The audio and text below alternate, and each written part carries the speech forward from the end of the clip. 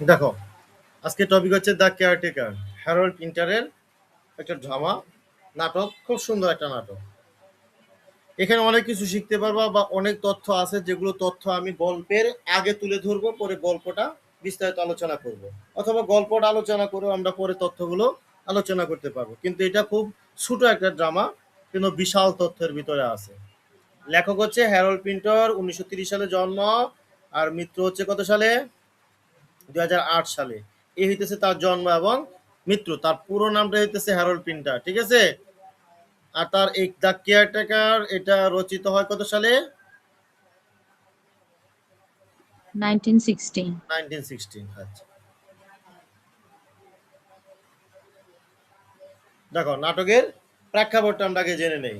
নাটকটা মূলত তিনটা চরিত্রকে ঘিরে রচিত: অ্যাস্টন, মিক এবং গৃহহীন, আমরা ভিখারি বলতে পারি বা ভিক্ষুক বলতে পারি, নাম হইতেছে ডাভিস। কজন ব্যক্তি পাইলাম? 3 জন।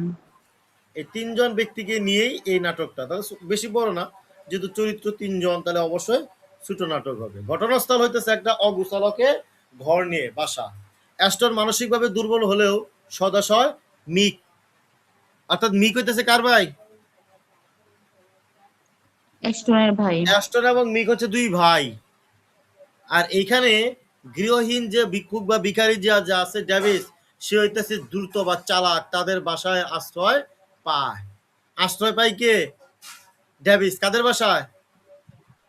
অ্যাস্টন অ্যান্ড মিকের বাসায়। আর এই দ্য কেয়ারটেকার নাটকটা হইতেছে 3 অঙ্কের নাটক। কত অঙ্কের? 3 অঙ্কের। আচ্ছা, গেল। এখন এইটুকু তথ্য হইতেছে প্রেক্ষাপট, যেটা তোমাদের জন্য গুরুত্বপূর্ণ গেল। এখন দেখো, প্রিন্টার নাটকটা লিখেছিলেন যখন তিনি এবং তার স্ত্রী, নাম কি, চিচুইক, বসবাস করতেছিলেন। নাটকের কিছু ঘটনা তার নিজের জীবন থেকে প্রভাবিত। তিনি ব্যাখ্যা করেছিলেন যে যে ফ্ল্যাটটি তিনি ভাড়া দিয়েছিলেন তার মালিক ছিল মিকের মতো একজন ব্যক্তি, এবং তার একটা ভাই ছিল, যারা যারা কি ছিল, অন্তর্মুখী, রহস্যময় এবং মানসিক অসুস্থতার ইতিহাস, অর্থাৎ ও বৈদ্যুতিক চিকিৎসার অভিজ্ঞতা ছিল। তারা, আমরা এখানে বলতে পারি, তাদের ভিতরে একটা মানে ইয়া, যেটাকে বলা হয় অটোবায়োগ্রাফিক্যাল, মানে জীবন থেকে নেওয়া, কিছুটা হলেও মিলে যায়। এখানে পুরোটাই মিলে যায় না, এই জন্য আমরা কি সরাসরি আমরা অটোবায়োগ্রাফিক্যাল এটা বলতে পারবো না, ঠিক আছে? তবু তোমাদের জানিয়ে রাখলাম কিছুটা মিলে যায় আংশিক। পুরো তথ্য মিলে গেলে, আর যদি নাম থাকতো বা এই যে মিক, অ্যাস্টন, ডেভিসের মতো যদি তার জীবনের সাথে মিলে গিয়ে যদি নামগুলো থাকতো, তাহলে আমরা হয়তো এখানে পুরোটাই বলতে পারতাম। দেখো, নাটকটা রচিত হয় 50-60 এর মধ্যেই, অর্থাৎ দ্বিতীয় বিশ্বযুদ্ধ পরবর্তীতে। কোথায়? ইংল্যান্ডে। যুদ্ধ পরবর্তী সময় লন্ডনে বেকারত্ব, দারিদ্রতা, গৃহহীনতা মারাত্মকভাবে বেড়ে যায়। সমাজে মানুষ নিরাপত্তাহীন ও বিচ্ছিন্নতা বোধ করে। কারণ দ্বিতীয় বিশ্বযুদ্ধের সময় কি হইল, সবকিছুই বিশৃঙ্খলা তৈরি হয়। দ্বিতীয় বিশ্বযুদ্ধের পর হানাহানি, মারামারি, এটা দ্বিতীয় বিশ্বযুদ্ধ হয়ে গেল, তারপরে মানুষের ভিতরে স্বার্থপরতা চলে আসলো, হানাহানি, মারামারি, বিশৃঙ্খলা তৈরি হয়ে গেল। এই সময় ইংরেজি নাটকে একটা নতুন ধারণার উত্থান ঘটে, যাকে বলা হয় থিয়েটার অফ অ্যাবসার্ড। অ্যাবসার্ড নাটক। অ্যাবসার্ড গুলা কোনগুলা বলছিলাম? অ্যাবসার্ড নাটক কোনগুলো? যেখানে মানব জীবনের শূন্যতা, একাকিত্বতা, অনিশ্চয়তা, এগুলো তুলে ধরে। যেমন আমরা ওই যে ওয়েটিং ফর গোডো পড়েছিলাম। জি ভাইয়া। কেয়ারটেকারে ডেভিস নামের ভবঘুরে চরিত্রটি আসলে সেই সময়কার গৃহহীন, দিশেহারা মানুষের প্রতিচ্ছবি। তাহলে গৃহহীন বা ভিখারি, ওই মানুষটার নাম কি? ডেভিস। ডেভিস। আচ্ছা, দেখো, পুরো নাটকটি ঘটনাস্থল হইতেছে একটা অগোচর বা ভাঙ্গাচোরা ঘর, যেটা হইতেছে ওই যে দুই ভাইয়ের ঘর, অ্যাস্টন বা মিকের। অ্যাস্টন মানসিকভাবে অসুস্থ, কিন্তু তার ভিতরে কি আছে? সদাশয়, মানে কি, তোমার ওই মায়া মমতা এটা আছে। সেই এই জন্য কি করে অ্যাস্টন, ওই ভবঘুরে ভিখারি ডেভিসকে আশ্রয় দেয় তার বাসায়। মিক, যে হইতেছে অ্যাস্টনের ভাই, সে মাঝে মাঝে বাড়িতে আসে, এবং আইসা হঠাৎ করে এই ডেভিসের সাথে এমন আচরণ করে যে পরিস্থিতিটাকে আরো জটিল করে তোলে। নাটকের মূল পটভূমি হলো এই ছোট্ট ঘরকে কেন্দ্র করে তিনজন মানুষের শক্তির দ্বন্দ্ব, আশ্রয়ের খুঁজ, সম্পর্কের ভঙ্গুরতা। সম্পর্কের ভঙ্গুরতার কারণ হইতেছে এই ডেভিড চায় যে মিক এবং অ্যাস্টনের ভিতরে একটা ঝগড়া বাঁধুক, যদি একজন চলে যায় তাহলে বাড়িটার মালিক সে নিজে হতে পারবে। এই জন্য বলা হয়েছে সম্পর্কের ভঙ্গুরতা। ক্লিয়ার তথ্যগুলো? জি ভাইয়া। এখানে আমরা কিন্তু মূল একটা বিষয় পাইছি কি, যুদ্ধ পরবর্তী সময় লন্ডনে বেকারত্ব, দারিদ্রতা, গৃহহীনতা এগুলো বেড়ে যায়। তাহলে এইগুলোর কিছুটা অংশ আমরা কি কোথায় পাবো? একাকিত্বতা, গল্পে। শূন্যতা, অনিষ্টতা ও, এই গল্পের ভিতরে আমরা পাবো। চলো আলোচনা করি আমরা। নাটকটা শুরু হয় লন্ডনের এক ভাঙাচোরা ঘরে। ঘরে আছে দুইটা পুরনো খাট, নানা রঙের ভাঙা জিনিস, একটা বালতি, একটা বালতি ছাদ থেকে পানি পড়া থামাতে রাখা, মানে একটা বালতি ছাদ থেকে পানি পড়তেছে, ওইটা পানি যেন না পড়ে এইভাবে রাখা হয়েছে যেমন বালতির ভিতরে পড়ে। আর একটা ছোট মূর্তি। অ্যাস্টনের ভাই মিক একা ঘরে প্রবেশ করে। তাহলে অ্যাস্টনের ভাইয়ের নাম কি? তাহলে অ্যাস্টন বড়, মিক ছোট, দুই ভাই। অ্যাস্টনের ভাই মিক একা ঘরে প্রবেশ করে। বাইরে থেকে শব্দ শোনা গেলে মিক চুপিসারে ঘর ছেড়ে যায়। কিছুক্ষণ পর অ্যাস্টন হঠাৎ করে এক বৃদ্ধ ভিখারি বা ভবঘুরে ডেভিসকে নিয়ে প্রবেশ করে। অ্যাস্টন আগে রাতে তাকে একটা ক্যাফে, এখন কেন এই ডেভিসকে নিয়ে প্রবেশ করে তার একটু কাহিনীটা শোনো আগে। অ্যাস্টন আগে রাতে তাকে একটা ক্যাফেতে মারামারি থেকে বাঁচিয়েছিল। কাকে? ডেভিসকে। ডেভিসকে, হ্যাঁ। ডেভিস শুরু থেকেই অভিযোগ করতে থাকে ঘরটা নোংরা, ঠান্ডা বেশি, পাশের বাসার প্রতিবেশীরা তাকে বিরক্ত করে, তার ভালো জুতো নেই ইত্যাদি। এগুলো কার অভিযোগ? ডেভিসের। আচ্ছা, তখন ডেভিস বলতেছে যে তার আসল নাম ডেভিস হইলেও অনেক বছর ধরে সে, তার নাম একটা আছে, সেটা হচ্ছে বার্নার্ড জেনকিন্স। এই নামে সে ঘুরে বেড়ায়। নাম কি? বলো। কই, এখন যদি বলি যে বার্নার্ড জেনকিন্স কে? another ডেভিসের, name of হ্যাঁ, ডেভিস। Another name. কার? ডেভিসের আরেকটা ডেভিসের। নাম।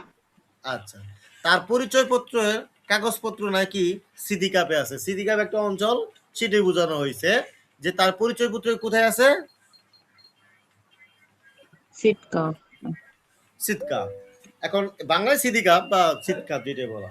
আচ্ছা, এই সিটকাপে যে আছে, এখন সেটাই বলে যখন তার পরিচয় জানতে চাওয়া হয় তখন সে বলে যে তার পরিচয়পত্র এখানে আছে। সে যদি এখানে যেতে পারে, এই এলাকায় যেতে পারে, তাহলে সে তার পরিচয়পত্র আনতে পারবে, তাহলে সে দেখাইতে পারবে যে আসলে সে কে। অ্যাস্টন তাকে থাকার জায়গা দেয়, এমনকি জুতার ব্যবস্থাও করতে চায়, কিন্তু ডেভিস সবকিছুতেই অসন্তুষ্ট। ডেভিস অ্যাস্টনের অনুপস্থিতিতে ঘরে একা থাকে। তখন হঠাৎ নিক এই বাসায় ফিরে আসে। আমরা দেখছিলাম, পড়ছিলাম, বলছিলাম কিন্তু ওই যে কিছু তথ্যের ভিতরে যে মিক কি করে হঠাৎ করে ঘরে আসে এবং পরিস্থিতিকে কি করে আরো জটিল করে তোলে।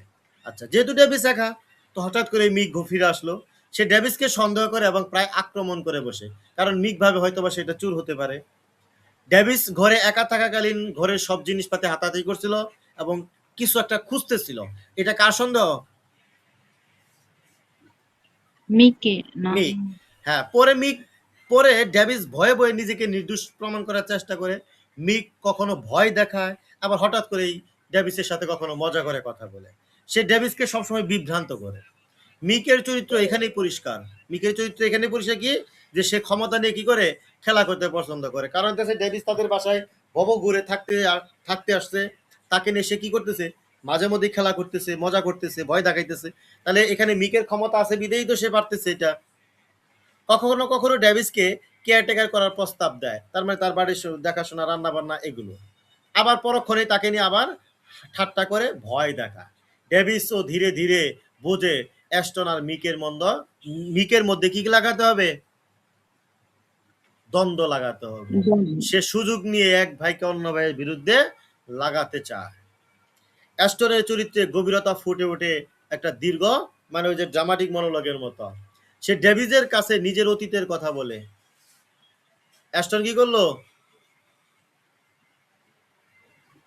ডেভিসের কাছে নিজের অতীতের ঘটনা খুলে বলে। অ্যাস্টন ছোটবেলায় মানসিক সমস্যায় ভুগেছিল বলে তাকে জোর করে একটা আশ্রমে ভর্তি করা হয়। সেখানে ডাক্তাররা তার মায়ের অনুমতি নিয়ে বিদ্যুতের শক থেরাপি, দেখছো কখনো? হ্যাঁ, বিদ্যুতের শক দেওয়া হয় রুগীকে, দেখছো? হ্যাঁ হ্যাঁ হ্যাঁ, বুকে যে দেওয়া হয় ভাইয়া। এটাই বলতেছে, কে বলতেছে? অ্যাস্টন কাকে বলতেছে? ডেভিসকে। ডেভিসকে। তার অতীতের কথা, যে তাকে এক সময় এক আশ্রমে ভর্তি করা হয়েছিল, সে অসুস্থ হয়েছিল, মানসিক সমস্যা, এই জন্য সেখানকার ডাক্তাররা তাকে এই ইলেকট্রোশক থেরাপি এটা দিয়েছিল। এই অভিজ্ঞতা অ্যাস্টনের মন এবং চিন্তা শক্তিকে ভেঙে দেয়। এটা কাকে বলতেছে? ডেভিসকে। আচ্ছা, এটা মনে রাখো ঘটনাটা। কেন কেন মনে রাখতে বললাম? যখন আসবে কাজে লাগবে, আমি বলে দিব। সে এখন ধীর, অস্পষ্ট এবং মানুষের সাথে খুব বেশি কথা বলে না, কিন্তু অ্যাস্টনের একটা বড় স্বপ্ন আছে। কি? সে বাগানে একটা শেড লাগাবে, সে নিজের হাতে কাজ করবে, কাঠ কেটে জিনিস তৈরি করবে। শেড তার কাছে এক ধরনের কি আশ্রয়, মানে সেখানে সে বসে যেন শান্তি নিতে পারে। ডেভিস ধীরে ধীরে তার আসল রূপ দেখায়। এই যে কিন্তু একটা সে সুযোগ পাইলো, ডেভিসের অতীত কথা জানলো, এটা তার একটা মানে এটা তার কাছে একটা সুযোগ হতে পারে, আমাদের অজানা। ডেভিস ধীরে ধীরে তার আসল রূপটা দেখায়। সে অ্যাস্টনের দয়া ভুলে গিয়ে তাকে ছোট করতে থাকে, কারণ ওই যে একটা সুযোগ পাইলো যে কি তাকে ইলেকট্রোশক থেরাপি দেওয়া হয়েছে। অ্যাস্টনের মানসিক অসুস্থতাকে সে ব্যঙ্গাত্মকভাবে ব্যবহার করে, অর্থাৎ এটাকে সে মিকের কাছে অভিযোগ করে। মিকের কাছেও সে কি করে?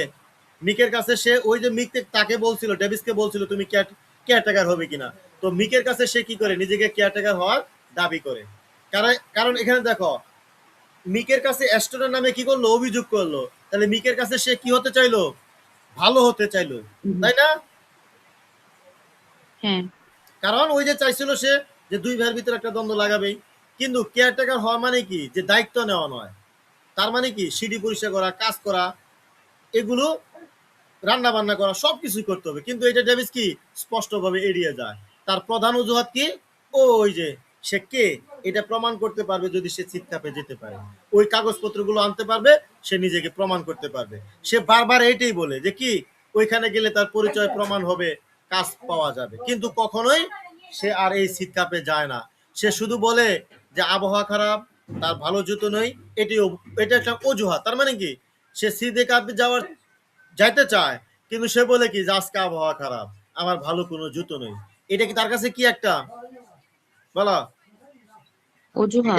হ্যাঁ, এটা একটা অজুহাত। হ্যাঁ, অর্থাৎ এটাই বুঝাইতেছে যে সে নিজে তার অক্ষমতাটাকে সে এইভাবে লুকিয়ে রাখে। নাটকের শেষ অংশে টানাপোড়েনে স্পষ্ট হয়। অ্যাস্টন শান্তভাবে ডেভিসকে বলে তারা একসাথে থাকতে পারবে না। ডেভিস তখন রেগে যায়, অ্যাস্টনের মানসিক অসুস্থতাকে অপমান করে, এমনকি ছুরি পর্যন্ত দেখায়। কিন্তু অ্যাস্টন শান্তভাবে তার জিনিসপত্র গুছিয়ে দরজার পাশে রেখে দেয়। এতে বোঝা যায় অ্যাস্টনের নীরবতা কি খুব দৃঢ়তা। ডেভিস পরে মিকের কাছে সাহায্য চায়, কিন্তু মিক তাকে প্রত্যাখ্যান করে, এমনকি সেই বুদ্ধ মূর্তিটা যেটা ছিল প্রথমে সেটা ভেঙে ফেলে। ডেভিস একা হয়ে যায়। শেষ দৃশ্যে ডেভিস অনুরোধ করে থাকতে চায়। সে বলে আমি তোমার শেড বানাতে সাহায্য করব, কিন্তু অ্যাস্টন মুখ ফিরিয়ে নেয়। নাটক শেষ হয়। ডেভিসের অসহায় একাকিত্ব এখানেই, এইভাবেই একাকিত্ব দিয়ে ডেভিসের নাটকটা শেষ হয়। এই যে লাস্টে যে অংশটা আসলে এখানে খুব ছোট, এখানে অনেক কিছু লুকায়িত আছে। চলো এক মানে সংক্ষিপ্ত সামাইটা বুঝছো কিনা সেটা বলো, নাকি বুঝো নাই? ভাই বুঝছি। এটা কিন্তু